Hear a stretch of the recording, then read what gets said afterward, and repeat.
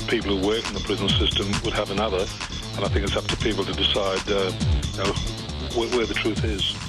Give government propaganda and the media spin doctors the flick. And check out Doin' Time for news, views and tunes on prison issues from Guantanamo Bay to Christmas Island to prisons and detention centres everywhere. Every Monday at 4 p.m. on your community radio 3CR. We are still fired up and we're still talking about revolution. And welcome to the Doing Time show. I'm Peter, and Marissa's in the studio. It's a big shout out to Robert. He's probably listening, I hope so. And yeah, so this is 3CR Community Radio, and as Peter said, it's the Doing Time show.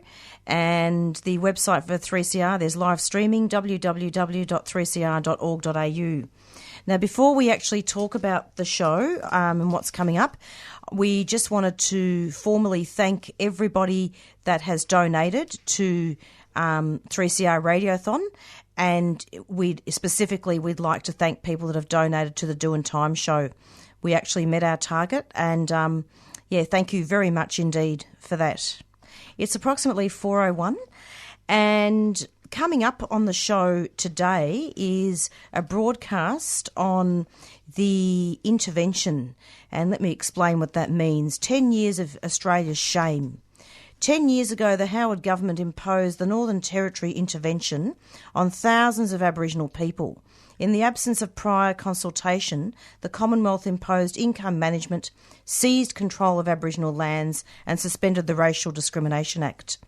And on this 10th anniversary of John Howard's announcement of the intervention, it is timely for all Australians to reflect on our brothers and sisters in the Northern Territory. Together we must fight for their voices to be heard and respected, Nicole Watson, who is an Aboriginal elder in the Northern Territory, said. So basically we're going to be hearing from some elders over in the Northern Territory. There's been a number of events happening all over Australia, in particular Sydney and Melbourne. I think there's one coming up in Melbourne, which we'll talk about later. And, so we're going to be speaking first up with Dennis Eggington, who is actually from the Western Australia Aboriginal Legal Service, and he's the CEO there, and we're going to be, the executive officer there, and we're going to be speaking to him about the consequences of the intervention. And then after that, we'll be crossing over to the Northern Territory and having a look at what was being said on some of the panels over there. There was actually an event this weekend. And as I said, it is timely that we have this broadcast, because often what tends to happen in the mainstream media is that you have tokenism. You have Aboriginal people that represent Indigenous communities saying that the intervention is wonderful, when in fact there are many, many things that need to be considered, including land grabs and incarceration. So, it's approximately 4:03, and Peter, I believe you've got some music, and we'll line up our first interview, which is Dennis Eggington. Bring down the covenant, bring it to its heel. The 7th Annual Melbourne Anarchist Book Fair is on Saturday, August the 12th from 10am to 6pm. The book fair showcases more than 40 stalls and a program of workshops. It's a great opportunity to be introduced to new ideas, to challenge your thinking and to meet with like-minded folk. It's free, and we also provide free childcare. At the Brunswick Town Hall on Saturday, August the 12th from 10am till 6pm. Find out more at www.amelbournebookfair.org or find us on Facebook, the Melbourne Anarchist Book Fair. The Melbourne Anarchist Book Fair is a 3CR supporter.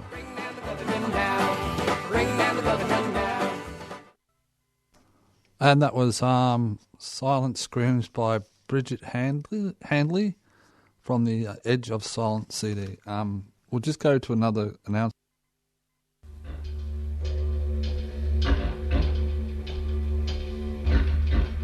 Australia is a crime scene. It's unfinished business, is crime. People don't understand that it was a military exercise. It was military in the First Fleet. It was Captain James Cook. It was Captain Arthur Phillip. Right through the history of Australia, it's a military exercise. Our people have suffered greatly because the white man is not prepared to act honourably and legally. It's still the case in this country today.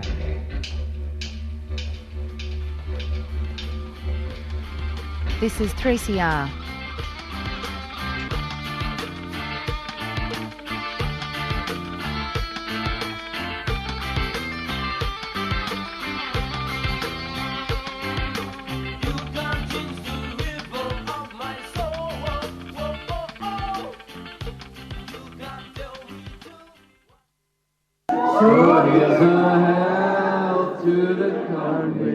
Where You Meant to Be, a film benefit for 3CR Radiothon, put on by the Sewer Show crew. Singer Aidan Moffat and friends travel Scotland, drinking in the roots of old folk tunes, featuring older balladeer Sheila Stewart. Showing upstairs at 3CR at 21 Smith Street, Fitzroy, on Friday the 30th of June at 7pm sharp. Popcorn supplied. $10, $5 concession. All welcome.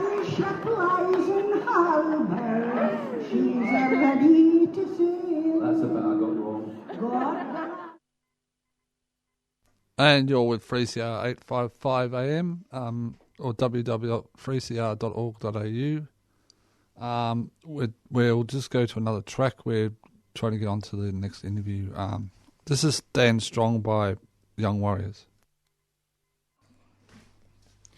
And you're back with the Doing Time show. And I'm sorry, we had some technical difficulties, but on the line we have Dennis Eggington from the Western Australia Aboriginal Legal Service. Hello, Dennis. Welcome to the program. Good afternoon.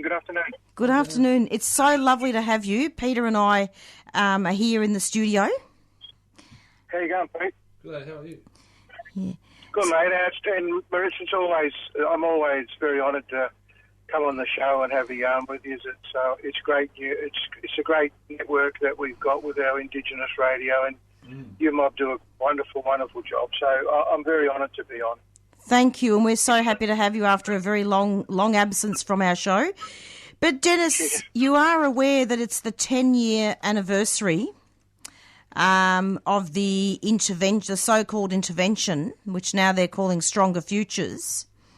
And as you're probably aware, 10 years ago, the government imposed the Northern Territory intervention along with some draconian laws. I'm wondering if you could just talk about that and maybe talk about what your view is, and as a First Nations person.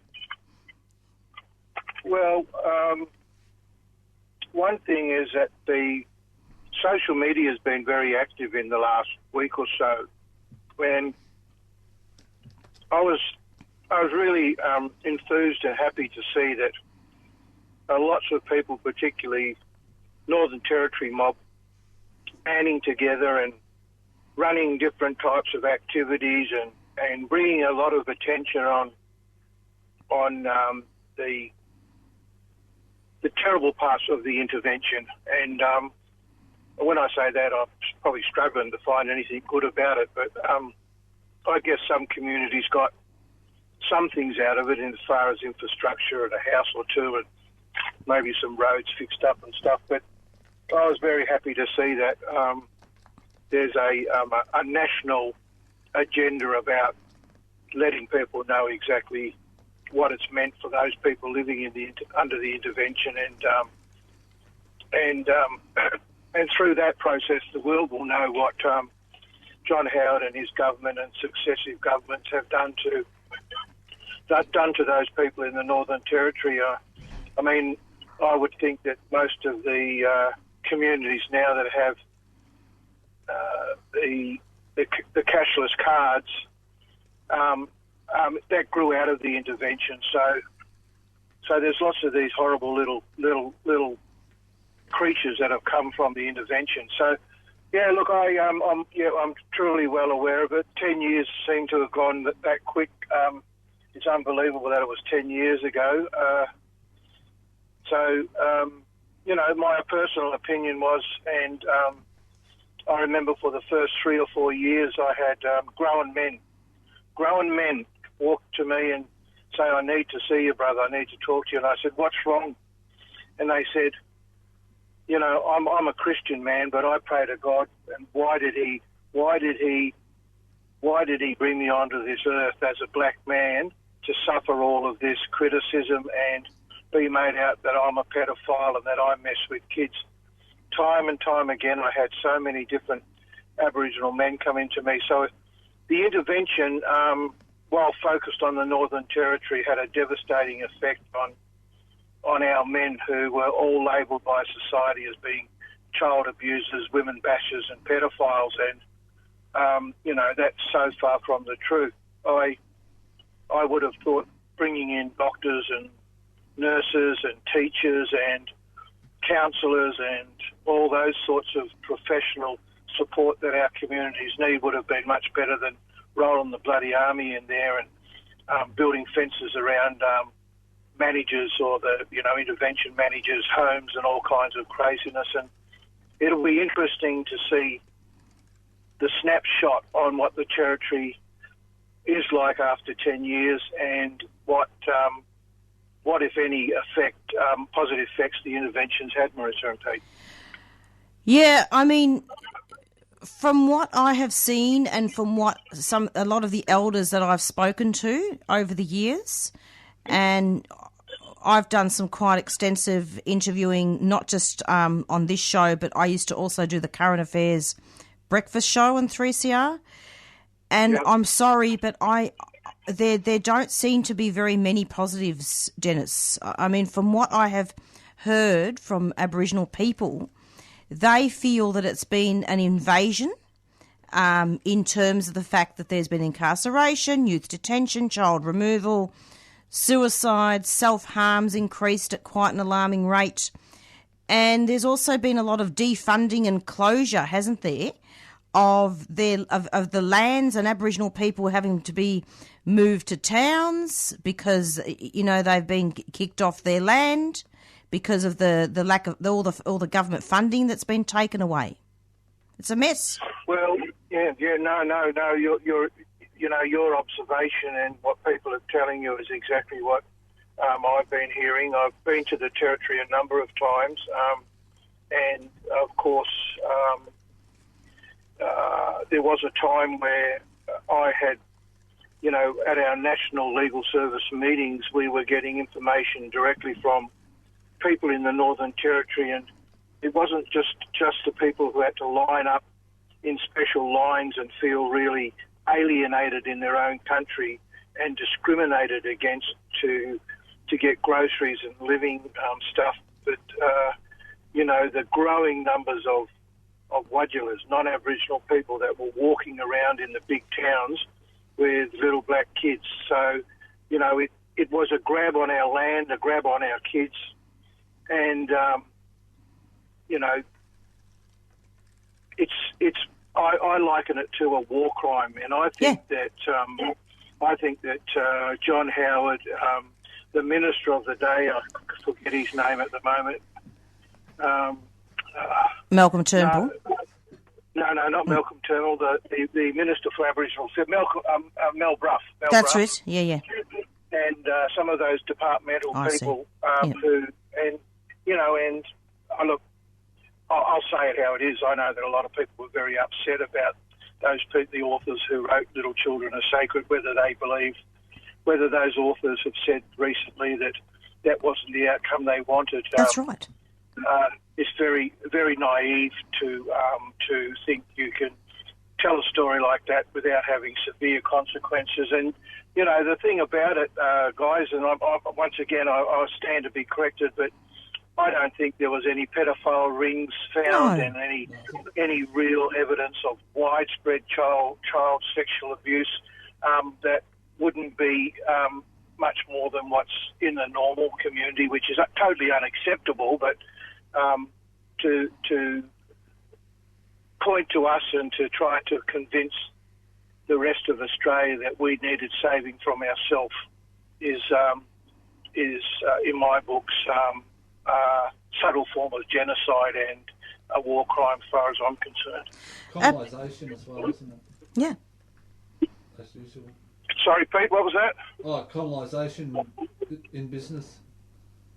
Oh, absolutely, and and we're having a symposium over here called decolonising settler cities, and when you see that going on, you think to yourself, whether it's that or removal of Aboriginal people from their outstations and countries, which was mooted over here in WA, take the last lot of people who are living on country off their country, and it was almost like the late 1700s and early 1800s, where people were just totally disregarding us as a people and hell-bent on getting their hands on the last lot of Aboriginal held land and resources. And, that I think the guy that did Utopia,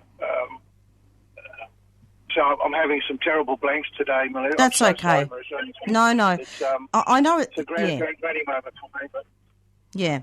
The reason why we invited you, Dennis, onto the show is because we felt it was important to speak to somebody that, like an Aboriginal person that hadn't gone through the intervention in the Northern Territory, but just to get your perspective on it. And basically this whole colonisation process, as Peter said, is an intervention, isn't it?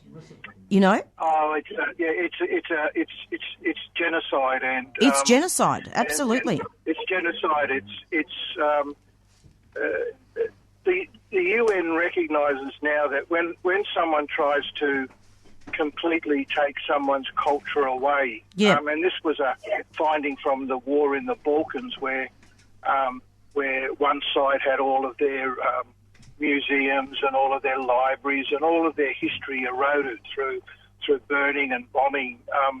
That was regarded as genocide. So, taking our land, our sacred sites where we practice our religious beliefs, removing us from country so culture becomes very difficult to continue. That's right. If you're removed from your own place, start smashing your languages up, and, you've got genocide, and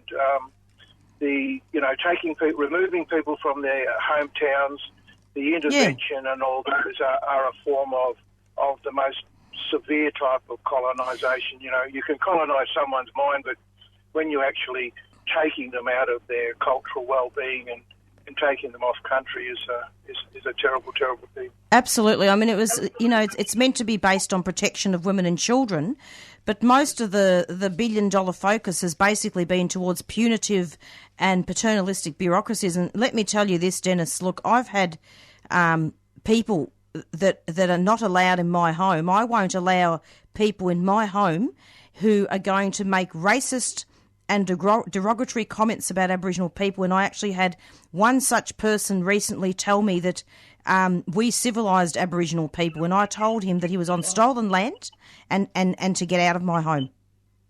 I won't allow that type of behaviour.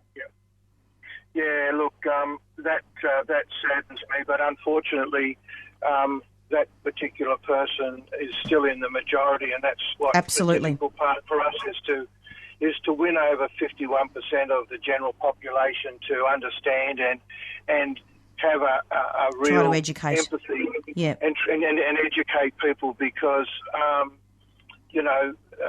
when we were practicing some of the earliest forms of religious beliefs, and we were living. I don't ever pretend that we lived in a egalitarian utopia. There's no way that was happening. But we weren't pillaging and murdering and raping people, and we didn't have a dark ages that we had to come out of. We had an enlightened age from the very beginning, and the sad thing for me is that what the intervention does and what colonisation does, it stops you from living, and you then go into surviving. And surviving is not living. No. The day you stop surviving is the day that you can start living again. And it's just a terrible, terrible thing. But I will say that I think the intervention, while you and I and lots of other people have not lived under the intervention, I think the intervention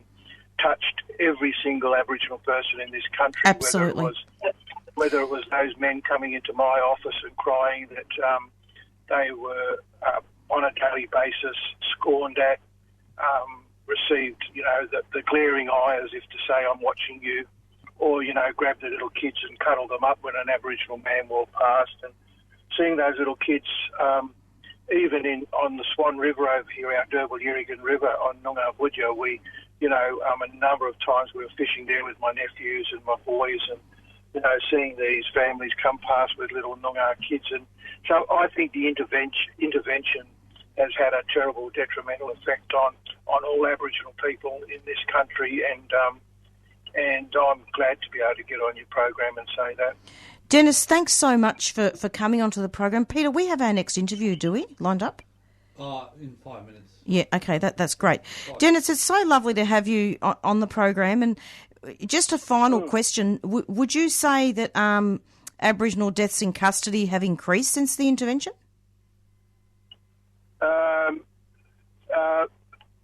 Well, look, they certainly haven't. The numbers of Aboriginal people dying in custody haven't really stopped. No. But I think what's happened is that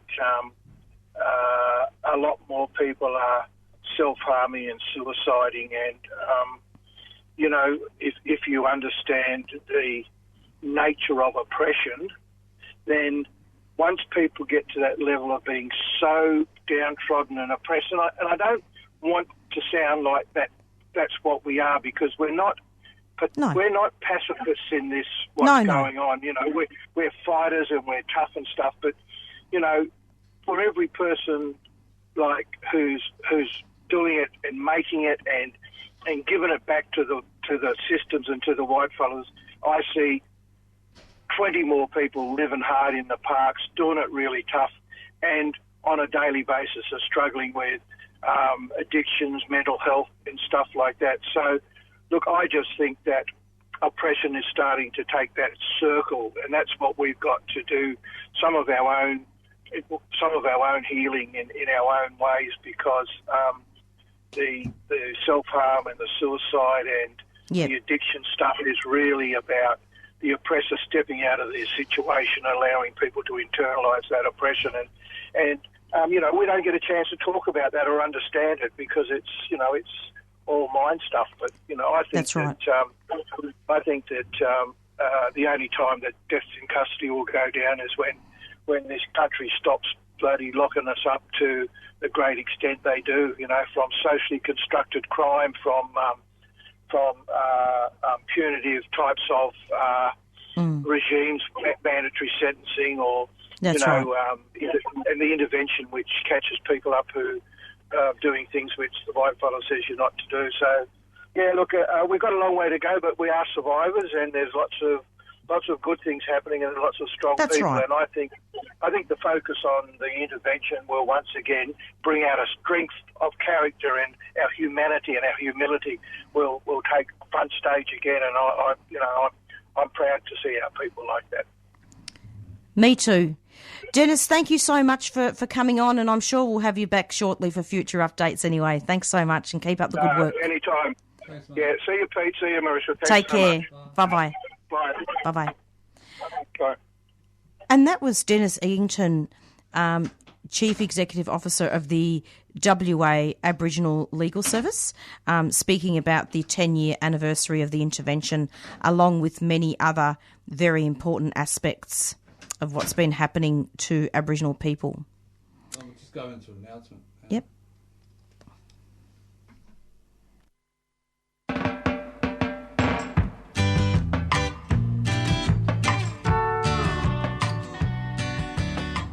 Hi, I'm Nova Perez, and you're listening to 3CR. Be proud, be strong. You have a smile that brings a tear to my eye.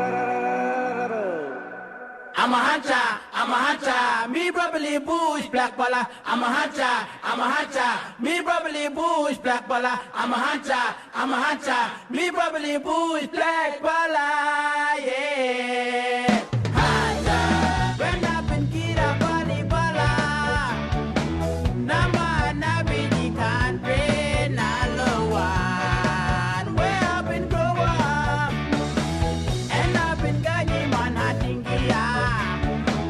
And I've been walk, nanga wan maja bili bong, lugu bangu jija. When I've been get ya,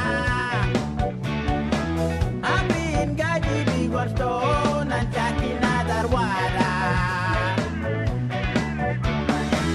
And I've been look big more worried more. Run, run,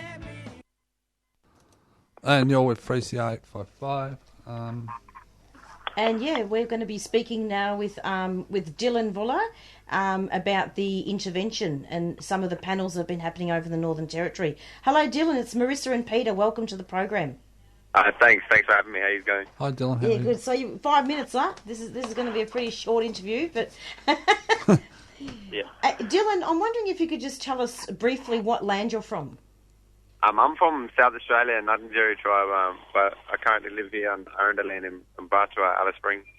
Okay, so can you tell us a little bit about the 10-year anniversary? You know, what people have experienced with the intervention, and talk about some of the speakers that happened on the panels there. Yeah, so like people in the intervention, Indigenous people here in Alice Springs have suffered a lot with basic rights with managing their money. They've been placed on basic cards, which we call the racist card down here.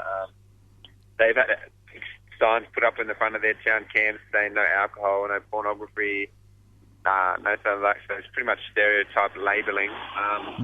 And in the juvenile incarceration, I mean, since the intervention, I don't know what part it does, but since the intervention has come in, there's been about 20% rise in youth detention. The suicide rates for young Indigenous people have risen. And yeah, so over the weekend we've had a few panels on basic cards, on juvenile justice, which was run, and justice itself run by myself and Vicky Roach. We had a few MLPs, like we had the independent member for Nullarbor, Mark Gallavoy from Nullarbor up in the top end. It was all put together by the Intervention Rollback Action Group and Arnie Barb Shaw. Oh, Arnie Barb was there, was she? Yeah, Aunt Barb Shaw was helping put it together. She's one of the ones that have been fighting since day one for the against these. Yeah, she's awesome.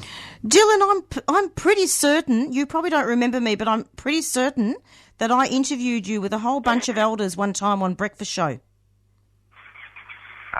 Yeah, it's okay. It's I just know your voice.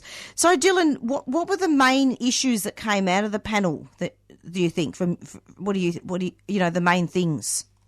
I guess the stereotypes of, you know, how the government labels all Aboriginal men as pedophiles and all Aboriginal people as alcoholics and, you know, stuff like that, and putting on a basic card and taking the assets away from country, you know, putting alcohol restrictions on country. I mean, not all Aboriginal persons are alcoholics. There's Aboriginal people that are high up in businesses and they're full-time workers and they can't take a six-pack back to their country and relax and have a six-pack because of that stereotype that the government has put on us. That's exactly right. So I believe your battery's going to go flat any minute, huh? Oh, it's on 20% of the race. Yeah. It goes for a little bit, yeah. And what about some of the Aboriginal women? Were there? I know there was Vicky Roach. Were there other speakers? Oh yeah, there's a wonderful line of strong Aboriginal men and women down here. I mean, some local owner woman, Alison Furbo, got up and spoke. She was really good. She's Nana Doreen McCormack, Elaine Peckham, Pamela Lynch. That's so, good. Yeah, there was a whole variety, and it was really good. It was really good lineup, yeah. That's fantastic. And what would you say was the feeling around community and land closures there? Could you please repeat that? What was the feeling around the land closures and the closures of some of the outstations over there? What was the opinion there? Yeah, well, you could see the emotion on the elders' faces, you know, like they really discussed, I guess, like what they said, there's too much money getting put into new courthouses and stuff like that when it could be put in being put into that land and putting a healing centre out there for young people and putting the young people back out on land and connecting them to culture. That's it. It's not appropriate, really, and you know, a lot of, you know, there's domestic violence everywhere. It's not just Aboriginal communities. There's domestic violence that exists everywhere. Exactly. I mean, you turn on the TV and all you see on the news every day is probably a domestic violence cause or another woman lost to domestic violence. And it's not just in communities, it's in the suburbs of Sydney, the suburbs of Brisbane, and all those big other cities as well. Absolutely. Dylan, do you have any final comments to add towards this topic? I guess just that it's been a good weekend and everyone's united together against the intervention, and hopefully the statement that we've all come up with to put up to the government takes into account and actions on it. And what sort of action do they want the government to take? Well, to listen to the elders a bit more and consult with them instead of telling us how we live our life and telling us what to do. Have that, listen to the elders and get a bit of insight. Yeah, and stop mining uranium as well. Yeah. It's approximately 4:39, and you're listening to an interview with Dylan from Alice Springs, although he lived in South Australia. Yeah, well, Dylan, thank you so much for coming onto the program, and we just want to give a shout out to all the strong warriors that came and spoke on these panels, because it can't be easy, all this stuff coming up. I suppose one last thing I wanted to say as well is that it appears that Aboriginal people were not even consulted about this, and that the army and the police just came and invaded, similar to 1788. Pardon? Yeah, that they came and invaded, similar to 1788. Yeah, pretty much. Yeah. Okay, Dylan, thanks so much. It sounds like your reception is going, so thank you very much for coming on. Okay, thank you very much. Thanks a lot. Bye-bye. Bye. And you're with 3CR Community Radio doing Time Show, and that was an interview with Dylan Voller from Alice Springs, speaking about some of the issues that came out of the panels and events that happened in the Northern Territory in Alice Springs in regards to this. So, yeah, there's a lot going on, isn't there, Peter, really? Yeah. Did you want to announce some of those songs that you've put on in all the flurry? That kind of got a bit lost, didn't it? Oh, no, we announced nearly everything. Oh, good. Oh, sorry. We announced nearly everything. I might put that song on again, the Lonely Boys. Yeah, they're quite a good Aboriginal band, and it'll be good to put that on so that listeners can hear the whole song. Yeah, they're from Arnhem Land. Do that now. Thanks for downloading a 3CR podcast. 3CR is an independent community radio station based in Melbourne, Australia. We need your financial support to keep going. Go to www.3cr.org.au for more information and to donate online. Now stay tuned for your 3CR podcast.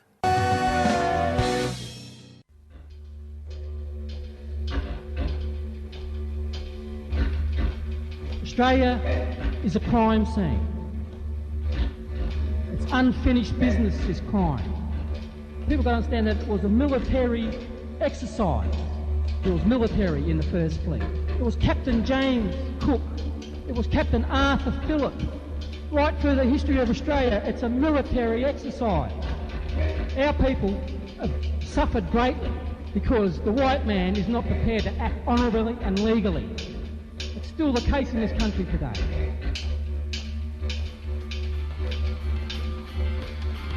This is 3CR.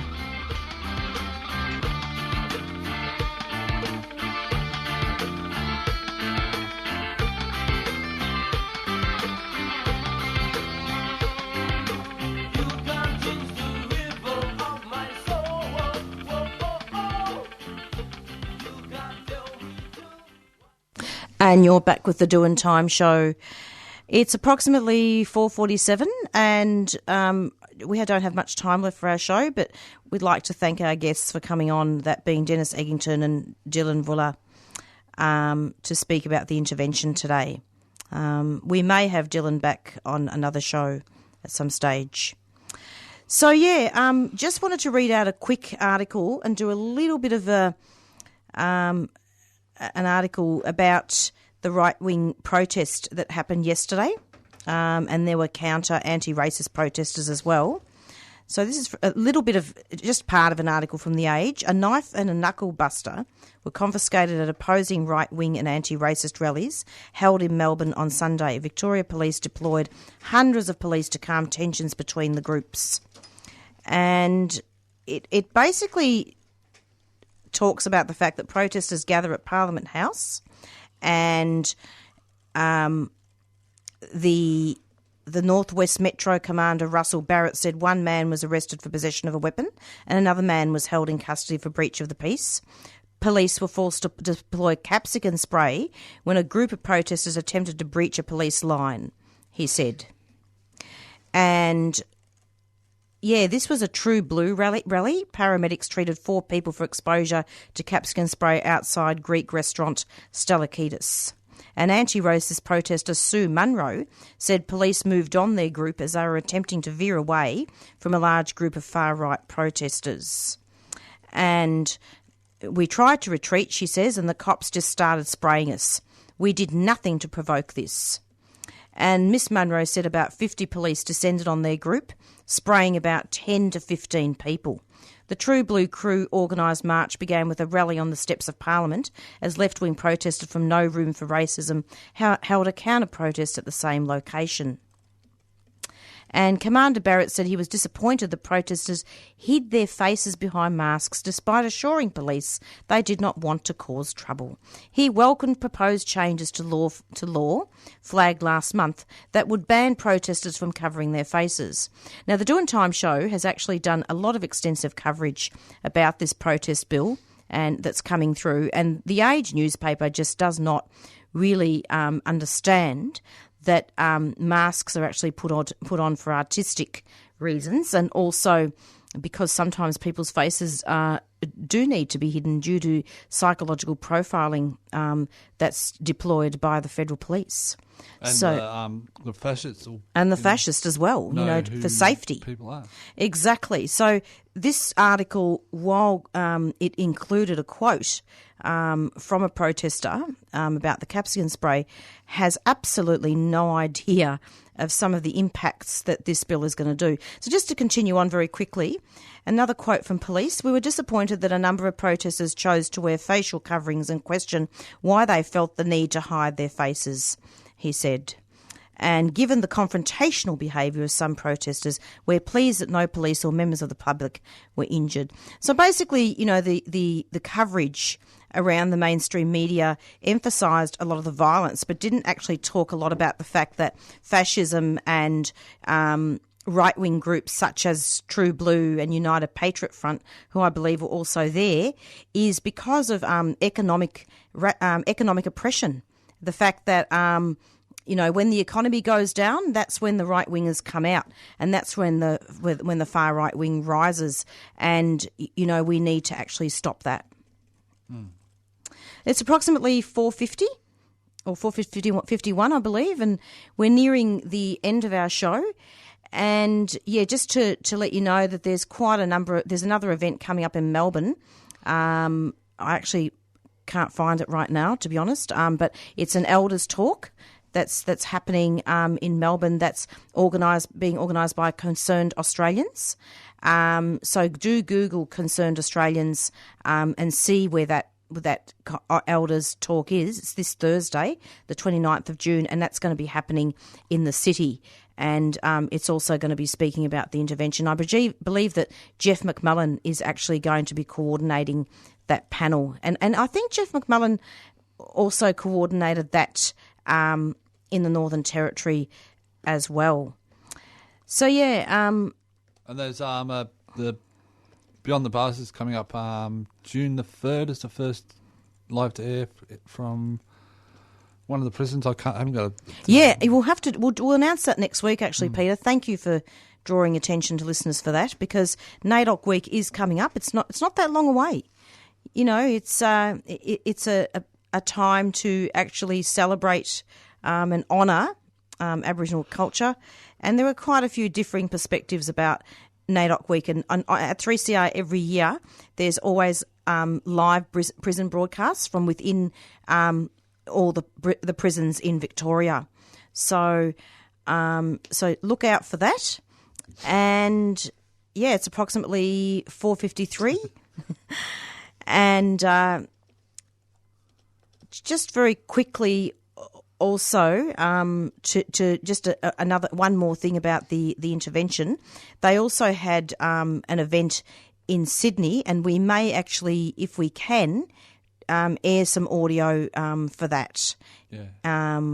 And about that. So there were quite a number of speakers at that event, and there was also a rally after that. We felt that it was important to do a special broadcast today on the intervention to talk about that and look at various parts of Australia and speak to elders from various parts of Australia to look at that. We might get Vicky on next week, Vicky Roach. I'm not sure. Yeah, we'll see. We'll see. But definitely there's quite a lot happening there. Are there any other announcements to do with Radiothon, Peter, that we could put on? 3CR in total hasn't raised their target yet. Yet, okay. And so if you want to donate, just go to ring 94198377 and yeah. Yeah, and you can. It's not too late to pay. No. The tax deductible donations you've got to pay before the 30th of June, so that you can get that tax deductible. But even then, after that, you can still pay if you haven't. And again, I'd still really like to formally thank all our people that donated, all the listeners that donated to the Doing Time show. It was such a wonderful thing to have those donations so that we can keep the show on air. And in fact, this show doesn't have a lot of how do I say this?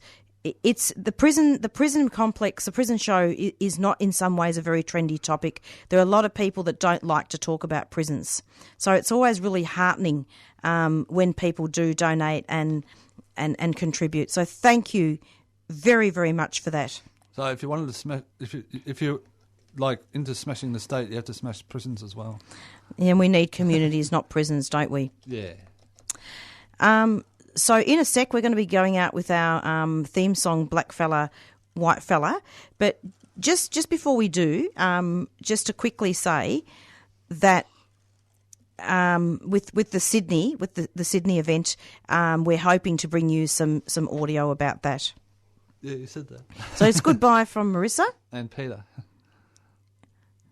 and we'll go to an announcement and then. Yeah, I did say it, but I was actually just wanted to expand on that. I was just stirring. Of course. So, all good. And we'll see you next week. Tune in at the same time every Monday from 4 to 5 p.m. for the Doing Time show. And Beyond Zero is coming up next. Bye-bye.